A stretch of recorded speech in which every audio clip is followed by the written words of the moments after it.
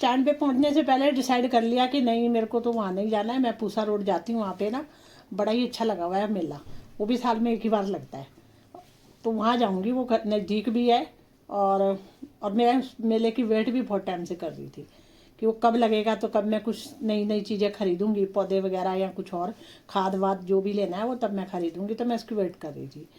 तो फिर वही है, तो उसके लिए फिर मैंने सोचा मैं वहीं चली जाती हूँ। और कल उसका लास्ट डे है, उस मेले का जो पूसा इंस्टीट्यूट में लगा हुआ है ना, उसका कल लास्ट डे है। तो मैं कहा चल आज मैं चली जाती हूँ, आधा आज देख लेती हूँ, आधा कल देख लूँगी।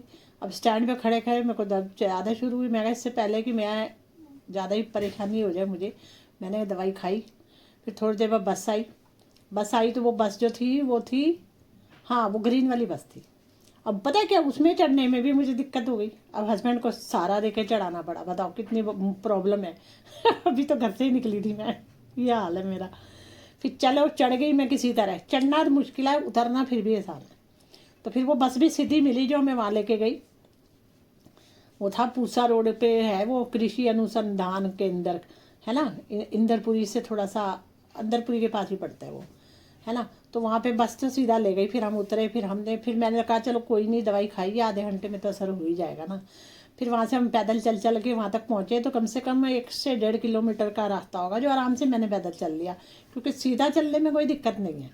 अब ये झुकने में और एकदम से मतलब वो पेन हो जाती तो तब दिक्कत है। तो सीधा चलने में कोई दिक्कत नहीं थी, मैंने आराम से चल लिया, हम पहुँच गए। पर फिर अंदर गए, थोड़ा बहुत देखा, उसके बाद वापस भी पैदल ही आए पूरा। हस्बैंड तो कह रहे थे कोई कन्वेंस कर लेते, मैं कहा नहीं, इतना तो मैं चल ही लूँगी 1-1.5 किलोमीटर तक। तो क्योंकि नाले मैं कहा था ना कि मैं जब घर से बाहर निकलूँ तो कोशिश करती हूँ चल लूँ, क्योंकि घर के अंदर तो जितना घर के अंदर ही चला जाता है वही होता है ना, बाहर थोड़ा एक्स्ट्रा नहीं चला जाए तो अच्छा है। तो फिर बस फिर पैदल चल के स्टैंड पे आए। पर स्टैंड पे भी पता है क्या, स्टैंड पे ये था कि बसें और बसें आई जा रही थी, जो हमें चाहिए थी वो नहीं आ रही। काफ़ी उसके लिए भी मैंने कहा 15-20 मिनट वेट करा, फिर बस आई, हम घर आ गए। मतलब मुझे लग रहा था हम 7:45 तक घर पहुंच जाएंगे, पर पहुंचे कितने बजे, 8:15 बजे, क्योंकि बस की वेट करनी पड़ी ना। तो बस वही चक्कर है। फिर मैंने आके जो है ना, अभी अपनी रात वाली दवाई खाई है, पर अभी दिक्कत तो है ही। अब मैं यही सोच रही थी कि मैं पहले सोच रही थी कि मैं ऑपरेशन तब कराऊंगी। पहले मैंने सोचा था कि मैं अभी ऑपरेशन नहीं कराऊंगी, पहले ये सोचा था। मैं कहा जैसे 7-8 साल पिछले निकाल दिए, और तो शायद अभी जब तक चलता है तो मैं चला ही लेती हूँ, मैंने मतलब नहीं करवाती, ठीक है। और क्यों ज़रूरी बेड पे पड़ना है। तो फिर अब जो है ना वो नस दबती है तो दिक्कत होती है, अभी बीच में होने लग गई थी। तो फिर अब मेरे को तब डॉक्टर के पास भी जाना पड़ा, तो उन्होंने तो सारे टेस्ट करके मेरे को बोल दिया ऑपरेशन के लिए। तो फिर मैंने सोचा कि अभी नहीं कराती, ऐसा करती हूँ कनिका आएगी तब करा लूँ। कनिका को बताया मैंने, स्वाति को भी बताया, कनिका को भी। तो वो कह रही थी कि मैं अगले महीने मतलब वो आएगी, अप्रैल फर्स्ट वीक में आएगी कनिका। तो कहती मैं आऊँगी तब करवाना। अरे मैंने सोचा था उसके आने से पहले मैं करा लूँ, ताकि उसके साथ इंजॉय कर सकूँ, उसने कई जगह इधर उधर जाना है, मैं भी जा सकूँ। मैंने तो ये सोचा था, है ना। अब वो कह रही है मैं आऊँगी तब कराना, फिर या फिर स्वाति से बात करो। आज मेरे को जो परेशानी हुई ना, उससे मैं बहुत दुखी हुई, क्योंकि ये तो गलत बात है भाई। अब देखो मेरे को मेरे वो फ्लावर शो जो थे, मतलब नहीं जा पाई मैं जाना चाहती थी वहाँ पे। हस्बैंड तो बेचारे अच्छे हैं, इनको बोलती हूँ कि चाहे मतलब ये अकेले नहीं जाते। एक तो ये चक्कर है, मुझे घूमने का शौक नहीं, मैं नहीं जा रहा अकेले, है ना। आज भी पता हमने जो कृषि मेला जो लगा था वो, तो उसमें क्या हुआ कि वो टाइम था भी, क्योंकि आज नेशनल स्टेडियम में जो था वो रात के 9 बजे तक था। तो टाइम था, तो मैंने हस्बैंड को बोला सीधी बस मिल जाएगी, तो तुम एक काम करो, मैं घर उतर जाऊँगी, तुम आगे निकल जाना, तुम चले जाओ उस वाले मेले में। है वो कह रहे मैं अकेला नहीं जाऊँगा, तू जाएगी तो जाऊँगा, तो मैं नहीं जाने वाला, है ना। और अगर हाँ कई बार तो मेरे को वीडियो बना के ला भी देते हैं, ऐसी बात नहीं है, कई बार नहीं लाते, घूम फिर के खुद ही आ जाते हैं। फायदा ही क्या मैं जाने का, है ना। मैं तो अपने काम से निकलती हूँ ना।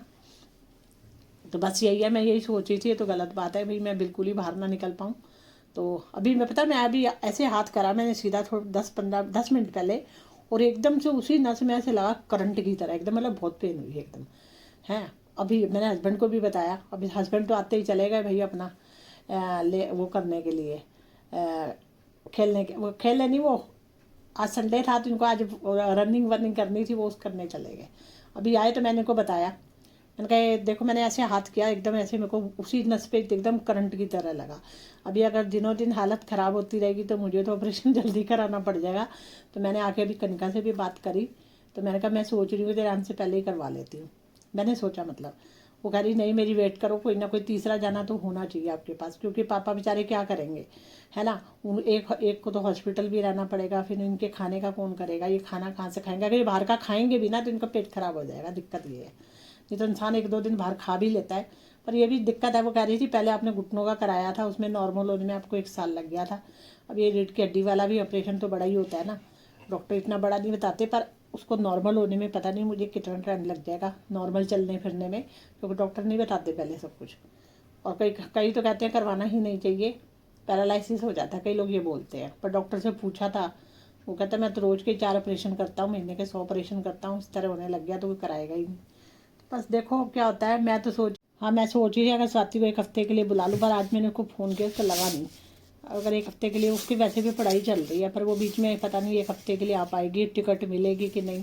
अगर वो आ जाती 1 हफ्ते तो मैं करा लेती, ठीक है ना। अरे अभी भी देखो बैठे बैठे भी उस जगह पे जर्क एकदम लगता है। अभी बैठी हूँ मैं, कुछ कर भी नहीं रही हूँ, पता नहीं आज क्या हो गया। आज बाहर गई ना थोड़ा सा, तो घर में रहती हूँ तो थोड़ा ठीक रहता है, क्योंकि घर में देखो मैं धीरे धीरे सारे काम मतलब कर लेती हूँ, काम धीरे धीरे, और ध्यान भी अपना रखती हूँ कि जरा सा टेढ़ा मेढ़ा बैठूंगी तो एकदम से वो नस दब गई तो दिक्कत मेरे को ही होगी ना, फिर तो ध्यान रखना पड़ता है। अब देखती हूँ क्या करना है।